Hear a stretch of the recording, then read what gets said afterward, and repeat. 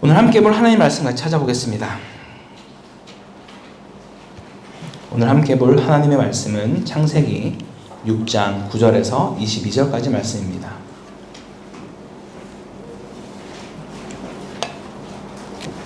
오늘 함께 볼 하나님의 말씀은 창세기 6장 9절에서 22절까지 말씀, 제가 성경으로 구약 8페이지에 있습니다.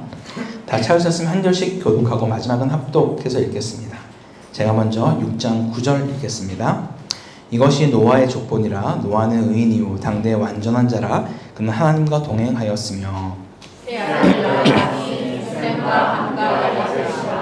그때 온 땅이 하나님 앞에 부패하여 포악함이 땅에 가득한지라.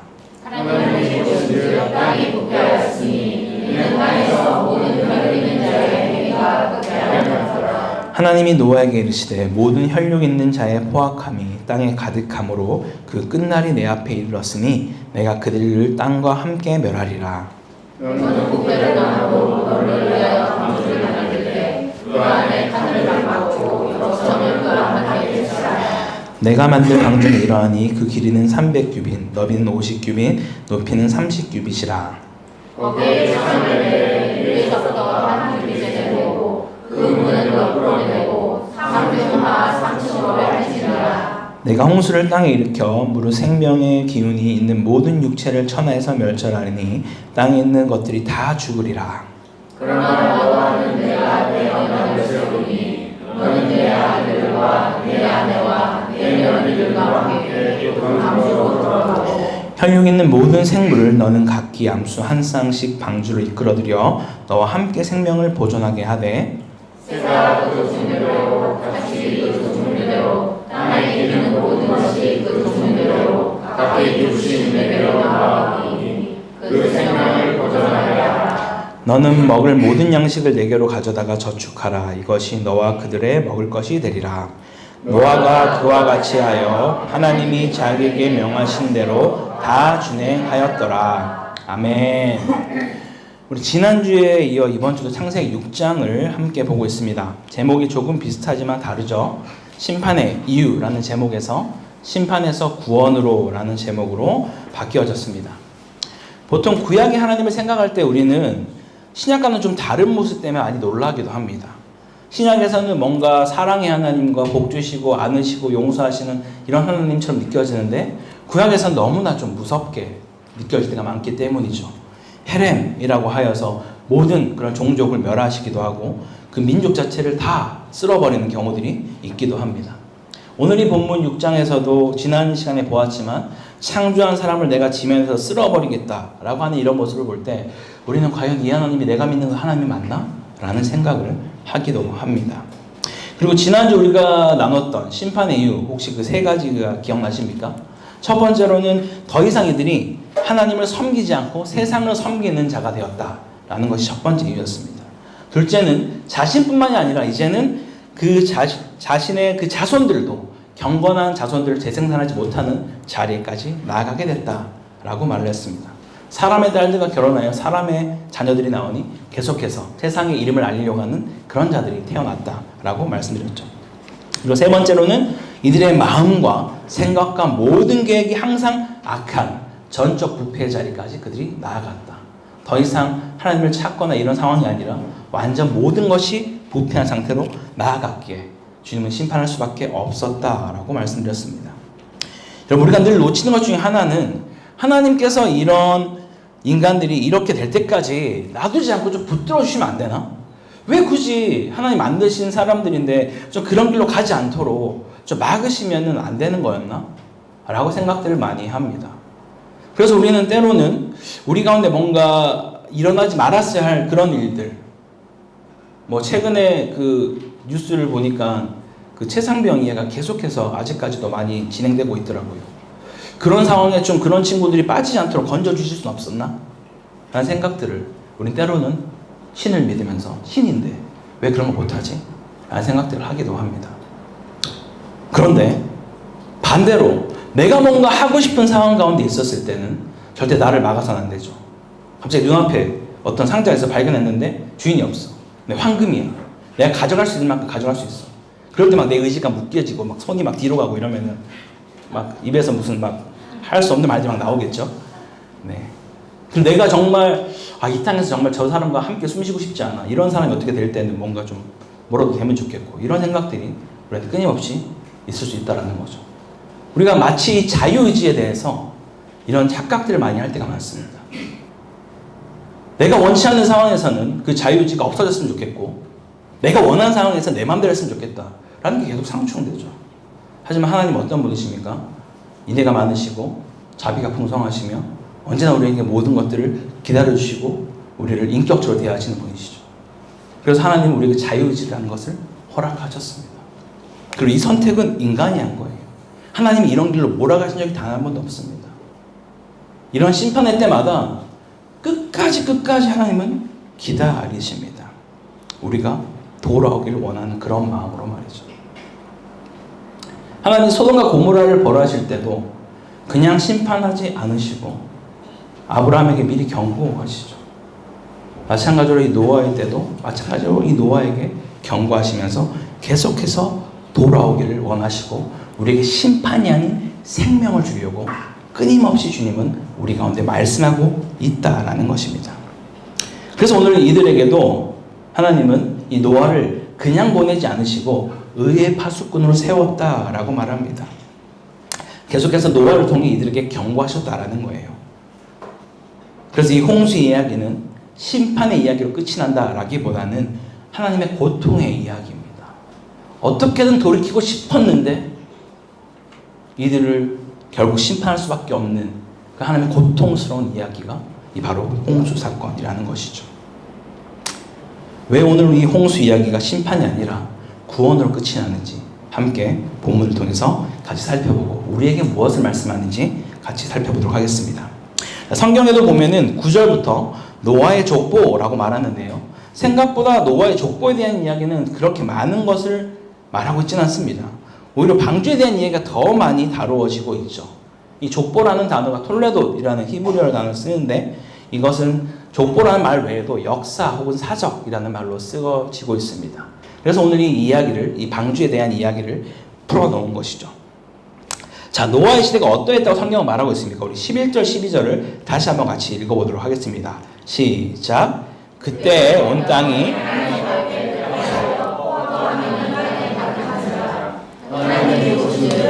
부패하였으니 이는 땅에서 모든 혈육 있는 자의 행위가 부패함이었더라.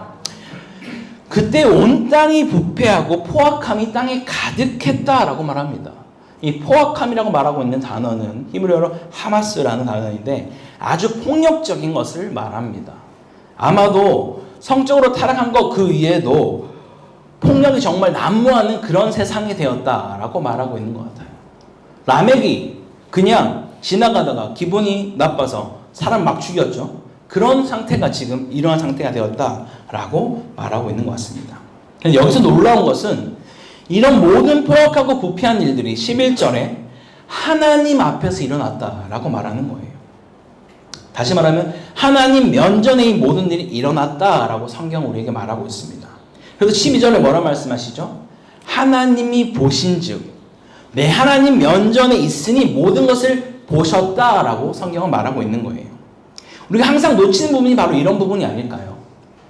우리는 마치 아담과 하와처럼 나의 모든 수치를 가리고 내가 어딘가로 숨어버리면 하나님이 보지 않는다고 생각해요.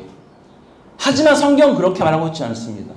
너희의 모든 행위가 내 앞에 있고 내가 너를 항상 지켜보고 있다라고 말씀하고 있다라는 거예요.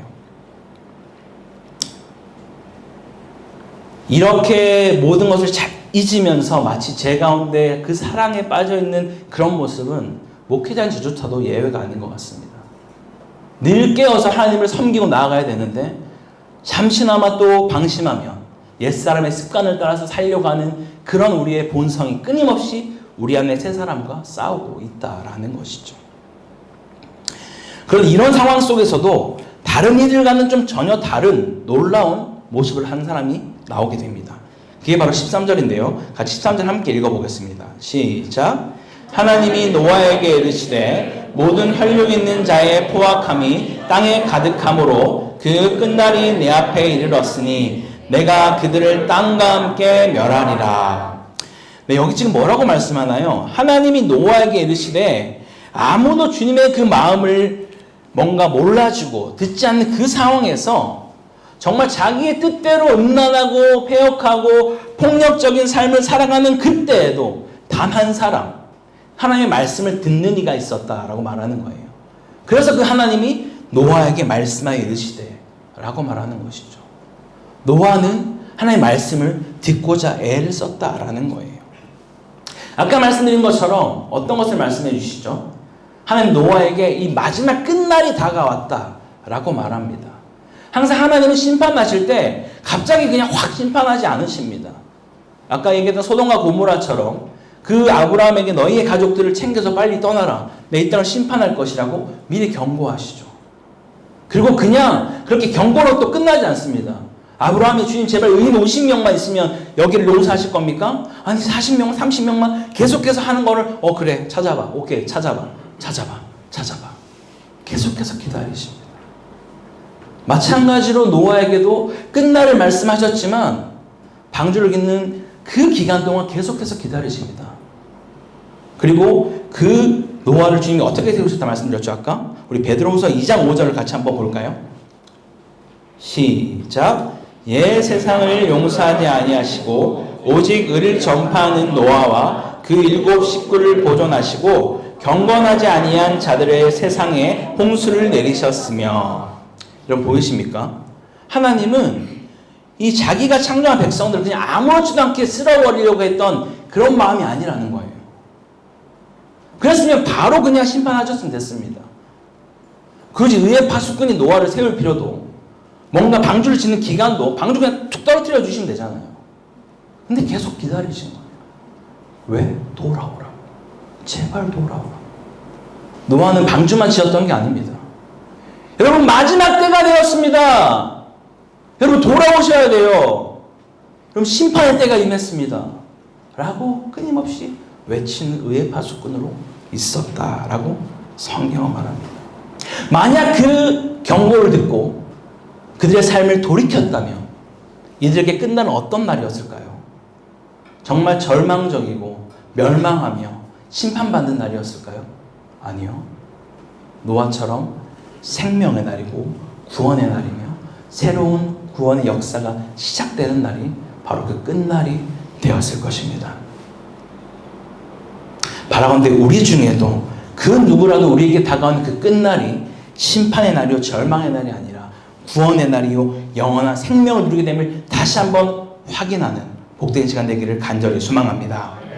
자, 이런 노아에게 주님은 무언가를 말씀하십니다. 무엇일까요? 14절부터 상세하게 방주를 어떻게 지어야 할지를 말해주고 있습니다. 먼저 재료는 뭡니까? 고페르 나무라고 합니다. 예전엔 이것을 여러 가지로 막 번역을 하려고 했어요. 잣나무다, 삼나무다, 뭐다. 근데 하지만 히브리어가 여기서 딱 한 번 고페르가 나와요. 그래서 그냥 방수에 강한 나무 재질일 것이다 라고 해서 그냥 히브리어 그대로 써놨습니다. 고페르 나무라고. 그리고 또 그 안에 칸을 만들어야 하고 또 뭘 해야 되죠? 역청을 안팎으로 발라라 라고 말합니다. 지금 단순히 하늘에서 방주를 떡하니 주신 것이 아니라 고페르 나무를 구해서 만들어야 했고 그 만든 후에도 그냥 끝이 아니라 안팎으로 어떤 틈으로도 물이 새지 않도록 역청을 송진이라는 말도 있습니다. 그런 것을 발라야만 했다라고 말하죠. 그리고 가장 중요한 것은 그 사이즈가 나옵니다. 길이는 300규빗, 너비는 50규빗, 높이가 30규빗이라고 말합니다. 한 규빗이 보통 이 사람의 이 팔꿈치 정도의 길이를 말한다고 합니다. 그래서 보통 46cm 정도라고 하는데요. 이것을 다시 환산해 보면은 137m 정도가 길이고 넓이는 23m, 높이는 한 14m 정도 된다라고 이야기합니다. 지금 많은 과학자들이 하는 말이 이것이 가장 물리에 떠있기 좋은 최적의 비율이다. 지금도 이렇게까지 만들고 있다라고 말할 정도로 하나님은 아주 정확한 분이셨습니다. 이런 것에 대한 고증은 너무나 많기 때문에 제가 굳이 이것이 실제한 것이다라고 말씀드리진 않겠습니다. 다만 좀 궁금한 게 있으실 것 같아요. 이 방주를 짓는 것까지는 알겠는데 과연 이곳에 정말 그 많은 이 땅에 존재하는 모든 생물들이 한 쌍씩 들어갈 수 있었을까에 대해서 또 이것에 대해 궁금한 과학자들이 있습니다. 연구를 했어요. 이것이 얼마인가를 봤더니 이 방주의 규모는 약 32,800톤 정도 된다라고 합니다. 여기는 12만 마리 양을 넣을 수 있는 공간이라고 해요. 그리고 보통 이 땅에 존재하는 동물의 개체수는 18,000 정도라고 말하는데요. 한 쌍이면 36,000 정도이니까 모든 게 다 들어가고도 남게 되겠죠. 근데 여기서 또 궁금한 거, 우리 또 아이들이 좋아하는 거 뭐가 있죠? 뭐죠 이거? 죄송합니다. 이렇게 해야 되나? 공룡입니다, 공룡. 네. 공룡, 기린, 뭐 이런 거 있잖아요. 아니, 방주가 커도, 아무리 커도 그렇지, 그런 게 어떻게 들어가겠냐? 그거 좀 말이 안 되지 않나? 또? 라고 물어볼 수 있어요. 근데 우리 주님이 바보가 아니잖아요. 새끼를 보내시겠죠, 새끼를. 그렇지 않겠습니까? 큰 놈 보내가지고, 우리 주님 그렇게 멍청하지 않으십니다. 네. 그리고 방주에서 거의 1년 가까이 있는데, 큰 놈 보내는데 어떻게 하려고 감당 못 합니다. 네. 그래서, 심지어 그 큰 동물들은 그 비율의 차이가 1대 40 정도가 될 정도로 새끼와 가장 큰 성체의 차이가 그 정도 난다라고 해요. 그래서 주님은 그 모든 동물들을 이 안에 넣을 수 있었다라는 것이죠. 그리고 창을 내고 문을 만들라고 명하신 후에 다시 한번 이 땅에 생명의 기운이 없는 썩은 육체와도 같은 것들을 다 멸하시겠다고 말씀하시죠. 근데 다시 한번 주님은 18절을 통해서 노아와 그 가족들을 위로하고 격려하시는데요. 뭐라 말씀하는지 18절 말씀 함께 읽어보겠습니다. 시작. 그러나 너와는 내가 내 언약을 세우리니 너는 내 아들들과 내 아내와 내 며느리들과 함께 그 방주로 들어가고. 아멘. 우리가 지난주 8절에서 읽었던 내용 기억하십니까? 계속해서 암울한 내용이 나오다가 마지막 8절의 시작이 그러나 노아는 은혜를 입었더라. 마찬가지로 또 그러나가 나왔습니다. 그러나 하나님은 노아와 언약을 세웠다라고 말씀하시며 너와 내 자식을 가족들을 살리시겠다라고 말씀하는 것이죠. 그리고 19절에 보면 뭐라 나옵니까? 함께 읽어보겠습니다. 시작. 혈육 있는 모든 생물을 너는 각기 암수 한 쌍씩 방주로 이끌어들여 너와 함께 생명을 보존하게 하되. 자, 여기까지 말씀만 보면 주님은 정말 어떤 면에서는 너무 과하신데 라고 생각할 수 있어요.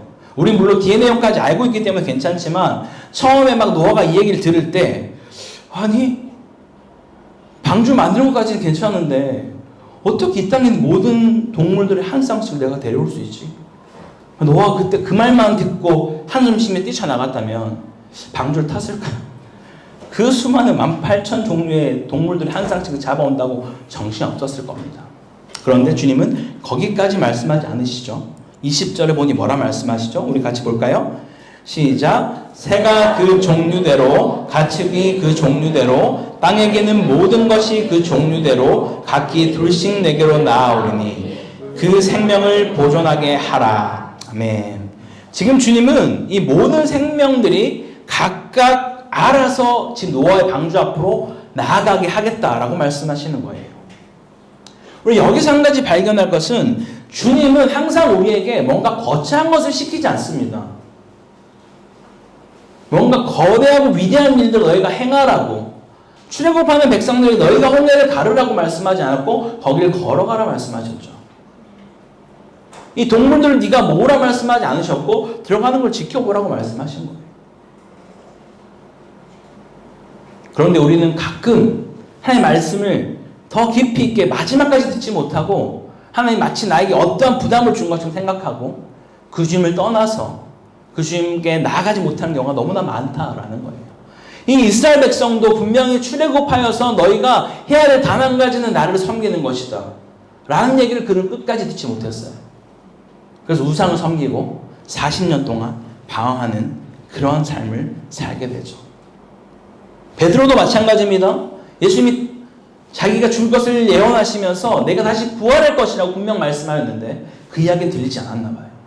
바로 그렇게 말씀하는 주님 앞에 가서 그를 붙들고 항변하게 꾸짖으면서 지금 뭐라 말씀하시냐고 그렇게 베드로도 나아갔다라는 겁니다. 우리에게 다시 한번 중요한 것은 하나님의 말씀을 들을 때 우리는 끝까지 주의 말씀을 귀 기울여 들어야 합니다. 주님 나에게 말씀하시고 나에게 원하는 것이 무엇인지 잘 듣고 그렇게 준행할 수 있는 우리 모두가 되기를 간절히 소망합니다. 자, 그럼 여기까지 하는 것이 노아가 해야 하는 일이었을까요? 아닙니다. 또 일이 있어요. 21절을 보면 뭐라고 말합니까? 한번 같이 읽어볼까요? 시작. 너는 먹을 모든 양식을 내게로 가져다가 저축하라. 이것이 너와 그들의 먹을 것이 되리라. 아멘. 여러분, 노아는요, 방주를 만들고 짐승을 잘 넣는 것까지, 사실 이것도 정말 큰일입니다. 그런데 그게 끝이 아니었어요. 하나님은 노아에게 너와 내 가족들, 그리고 이 동물들이 먹을 그 모든 양식들을 자그마치 1년 동안 있는 시간이거든요. 그 먹을 양식을 네가 비축하라, 저축하라 라고 말하고 있습니다. 정말 아마 산 넘어 삼이지 아니었을까 라고 생각합니다. 방주도 어렵고 짐승 넣는 것도 사실 쉽지 않은데 이 모든 것을 준비해 주는 것이 아니라 내가 다 돌아다니면서 그것을 구해서 저축해야 되는 그런 상황 가운데 있었다라는 것이죠. 그런데 이런 어려움과 이런 수많은 명령 속에 노아는 어떻게 했는지 우리가 22절을 한번 읽어보겠습니다. 시작. 노아가 그와 같이 하여 하나님이 자기에게 명하신 대로 다 준행하였더라. 아멘. 여러분 정말 아멘이십니까? 노아가 지금 하나님께서 명하신 대로 다 뭐 절반만 10%만이 아니라 다 준행하였다라고 말씀하고 있습니다. 여기서 우리는 다시 한번 노아의 평가를 앞에서 나온 것을 보겠습니다. 9절을 다시 한번 읽어볼까요? 시작. 이것이 노아의 조건이라. 노아는 의인이요 당대 완전한 자라. 그는 하나님과 동행하였으며. 아멘. 노아는 의인이었습니다. 완전한 자였고 하나님과 동행한 자다라고 성경은 정확하게 기록하고 있어요. 이 마지막에 보면 다 준행하였기에 노아가 그럼 흠도 티도 없고 완전 무결한 그런 의인이었을까요? 그렇진 않습니다. 우리가 또 9장에 가면 노아가 또 그런 자기의 연약함을 보여주는 모습을 우리는 알고 있습니다. 그럼 도대체 여기서 말하는 의인과 완전한 자라는 것은 무슨 말일까요? 이것은 노아의 존재에 대한 것을 말하는 것이 아니에요. 노아 존재 자체가 완전한 절대적 의인이고 절대로 완전한 자다라고 말씀하는 게 아니라 하나님이 바라보신 그 시선으로 바라볼 때 그 노아는 의인이고 완전한 자다. 하나님 우리에게 의인이라고 말씀하신 그 이유가 뭐죠? 우리가 정말 의인과 같은 삶을 살았기 때문입니까? 완전 무결하고 티도 없고 흠도 없고 그런 사람이니까 의인이라 말씀하시나요? 아니죠. 예수 그리스도의 그 보혈의 능력을 의지하여 그것을 믿는 자들 가운데 그러한 시선으로 우리가 의인 되었다라고 말씀하십니다. 이러한 세상 가운데 노아는 단순히 세상 사람들을 따라서 살지 않았다라는 거예요. 노아는 그때도 말씀드렸지만 500년 동안이나 자식이 없었습니다. 이게 흔한 일이 아니었어요. 그 시대에도. 우리 다른 족보를 살펴보았잖아요. 다른 사람들은 아무리 늦어도 한 187세쯤에는 다 자녀가 생겼어요. 근데 이때 당시는 자녀가 없으면 저주받는 자로 손가락질 당했습니다. 그런 상황 가운데 또 사람은 어땠나요? 지나가다가 예쁜 여자 있으면 그냥 결혼했어요. 그냥 아내 삼았습니다. 자기가 원하는 대로. 그런 모든 것들을 바라보면서 노아는 500년 동안 단 한 번도 다른 여자를 취하지 않았다라는 거예요. 그 모든 수모와 수치 속에서 더 나아가서 그것도 지금 억울하고 정말 쉽지 않은 일인데 방주를 만들래요. 비가 하나도 안 와요. 근데 바닷가가 아니라 산에 만들래요. 노아의 일이 목수였을까요? 아닙니다. 자신의 모든 전 재산을 쏟아 부었을 거예요. 목수도 구해야 되고 역청을 받는 사람을 구했어야 되고 뭔가 사람들이 뭔가 일할 때 가장 힘든 게 뭔지 아십니까? 내가 돈을 다 주면서 쓰는데 그 일하는 사람이 나를 겁나 비웃을 때 막 힘들잖아요. 아니 내가 돈까지 주면서 왜 이런 사람들 취급받으면서 일을 해야 되지? 너가 그런 거 못 느꼈을까요, 여러분? 정말 쉽지 않았을 겁니다. 그러면서 의의 파수꾼으로 여러분 마지막 때가 왔습니다. 끝날이 임합니다, 여러분. 돌이키셔야 됩니다. 라고 말하는 그러한 삶을 노아가 살았다라고 말하는 것입니다. 그래서 성경은 우리가 알고 있는 그 믿음장인 히브리서 12장 7절에 이렇게 말씀하고 있는데 함께 같이 한번 보겠습니다. 시작. 믿음으로 노아는 아직 보이지 않는 일에 경고하심을 받아 경외함으로 방주를 준비하여 그 집을 구원하였으니 이로 말미암아 세상을 정죄하고 믿음을 따르는 의의 상속자가 되었느니라. 아멘. 여러분, 여기서 중요한 것이 이겁니다. 믿음은요, 인정하는 게 아니에요. 믿음은요, 동의하는 게 아니에요. 믿음은요, 그냥 아는 게 아닙니다. 사람들이 가장 많이 착각하는 것 중에 하나가 내가 아는 사실을 믿는다고 생각해요. 아닙니다, 여러분. 믿음은요, 반드시 행함이 따라옵니다. 제가 아마 여기 왔을 때 처음에 이런 얘기 한번 했을 텐데, 만약 저희가 이성 건물이 외벽에 수많은 금이 가 있고 바람이 조금만 세차게 불어도 건물이 흔들려요. 근데 여러분 여기 들어와서 예배 드릴 수 있는 분이 과연 계실까요? 없을 겁니다. 누가 봐도 그래도 집에 뭔가 무너질 것 같지는 않고 튼튼해 보이니까, 그렇게 믿으니까 여러분 이곳에 와서 앉아서 예배를 드리는 거예요. 우리가 이 땅에서 살면서 내가 믿지 않지만 믿는 척하면서 뭔가를 행한다? 불가능합니다. 인간은. 물론 뭔가를 속이려고 일부러 뭔가를 연기하는 거면 가능하겠죠. 하지만 모든 삶의 선택들은 내가 그렇게 믿으니까 내가 그 삶을 행한다라는 거예요. 우리에게 믿음은 그런 겁니다.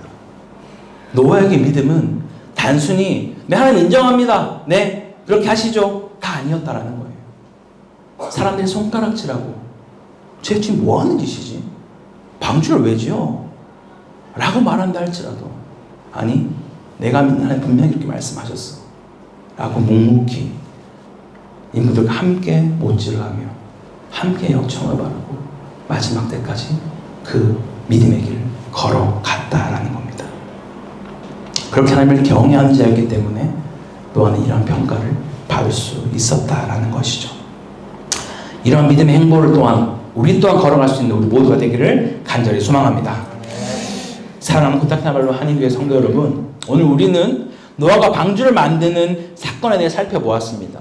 너무나도 패역한 시대에, 음란하고 포악하여 모든 것이 부패한 이 시대에 결코 흔들리지 않는 의의 파수꾼이 되어 묵묵히 믿음의 길을 걸어온 노아를 우리는 살펴봅니다. 결코 이 명령을 기꺼이 준행할 만한 그런 상황과 환경에 놓여 있지 않았습니다. 보이지 않는 상황에 오직 믿음으로 아무도 가보지 않았고 가지도 않으려고 하는 그 길을 걸어야만 했던 자가 바로 노아였습니다. 그리고 끝내 방주를 타게 되므로 그들은 하나님의 진노하심을 피해서 생명을 건진받고 구원을 얻게 되었다라고 말하죠. 근데 여기서 한 가지 놀라운 사실은요, 이 방주를 타는 것이 왜 구원으로 연결되는 것일까요? 여러분, 이 방주라는 단어는 테바라는 단어인데요, 성경에서 딱 2번 나옵니다. 아마 이 설교 많이 들어보셨을 텐데, 한 번은 이 방주에 대해서 테바라고 말하고, 또 한 번은 모세가 탔던 갈대 상자가 테바입니다. 딱 2번만 나와요. 이 두 테바의 공통점이 뭔지 아십니까? 동력이 없어요. 도구도 없습니다. 모터가 없어요. 오로지 이 테바는 하나님의 인도하심으로 갈 수 있다라는 거예요. 만약 모세가 갈대 상자를 태울 때 그 가족들이 뭔가를 더 설치해서 뭔가 기치를 달고 했으면 과연 그게 그 이집트 공주 앞에 섰을까요? 그러지 않았을 겁니다. 우리는 자꾸 나만의 방주를 만들려고 해요.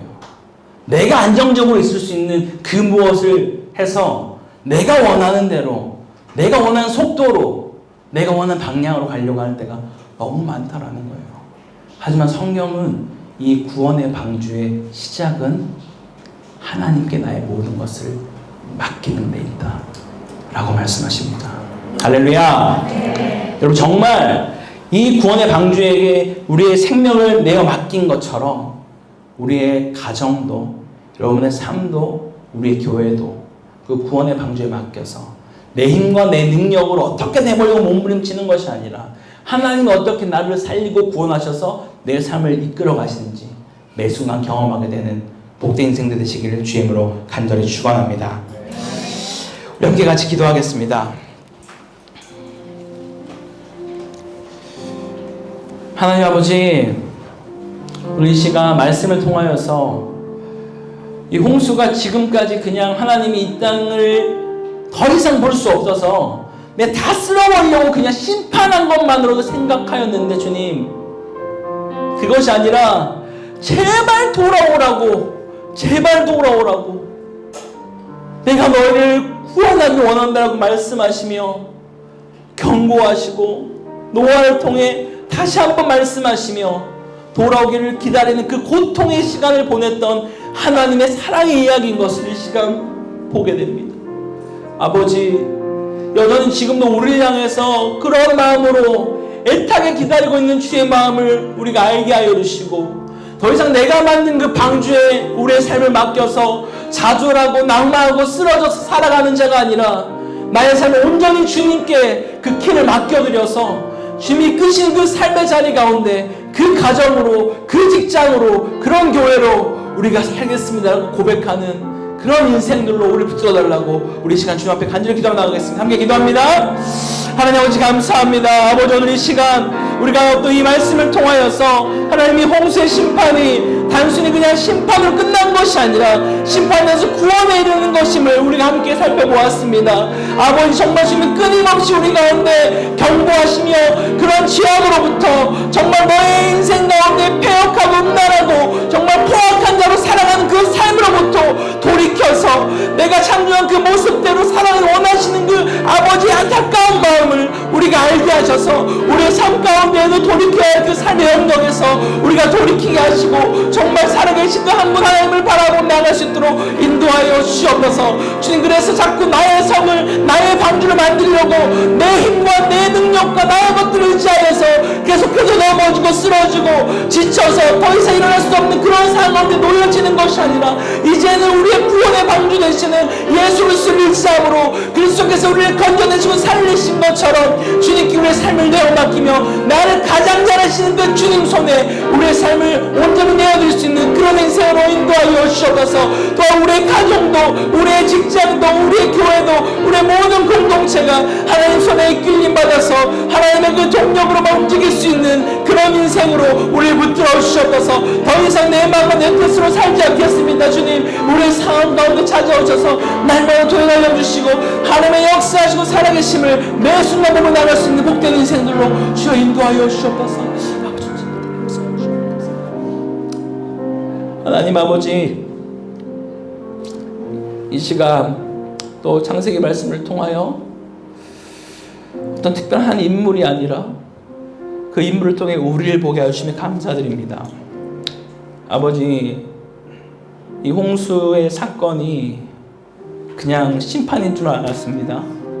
내 말을 듣지 않는 인간들을 너무나 싫어하셔서 한탄하시며 그냥 쓸어버린 이야기인 줄 알았습니다. 하지만 주님, 그것이 아니라 제발 돌아오라고 말씀하시는 아버지, 그 고통스러운 그 부르짖음 가운데 그 사랑의 이야기라는 것을 이 시간 다시 한번 돌아봅니다. 아버지, 혹여라도 우리가 우리 인생 가운데 마치 노아의 때와 같이 내 마음과 내 뜻으로 나의 방주를 만들어서 내가 원하는 대로 살아가려고 하면서 쓰러지고 낙담하여 절망 가운데 있는 그런 자리에 있다면 이제는 그 삶을 돌이켜서 구원의 방주 되시는 그 예수 그리스도의 품에 나올 수 있도록 우리 붙들어 주시옵소서. 더 이상 세상의 것에 우리의 삶을 드리며 나아가는 것이 아니라 세상에 줄 수 없는 그 평강을 우리를 안으시는 그 주님 앞에 나아가서 그 주의 날개 아래 거하며 주님과 동행하며 살아가는 그런 인생으로 우리 붙들어 주시옵소서. 주님, 그래서 이 패역하고 악한 시대 가운데 그러나 너희는 은혜를 입었으며 내가 너와 세운 그 언약을 반드시 이루겠다라고 하는 그 말씀 붙들고 살아가는 복된 인생들로 우리 인도하여 주시옵소서. 그렇게 하시기에 감사드리며 이 모든 것 살아계신 우리 주 예수 그리스도 이름으로 기도드립니다.